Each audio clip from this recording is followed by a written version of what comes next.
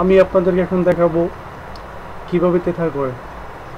প্রথমেই তেথা করতে হলে প্রথম যেতে হবে সেটিং।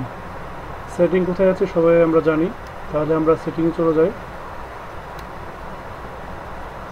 সেটিংয়ে ক্লিক করুন।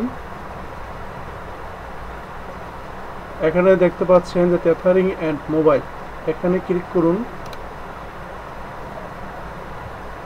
USB tethering, USB connected tick to tether, এর মধ্যে ক্লিক করুন। দেখেন সাইন ইন একটা লেখা উঠছে, টেদারিং হয়ে গেছে অটোমেটিক্যালি। আপনার ল্যাপটপ বা পিসি চেক করে দেখতে পারেন। তারপর ব্লুটুথ টেথারিং, এটা হচ্ছে এখানে ক্লিক করলে আপনার ব্লুটুথ টেথারিং এক মোবাইল থেকে আরেকটা ডিভাইস কানেক্ট হয়ে যাবে। তো দেখতে পারেন যে হয়ে গেছে। আজকের লেকচার এই পর্যন্তই। আমি মেহেদি হাসান, আসসালামু আলাইকুম।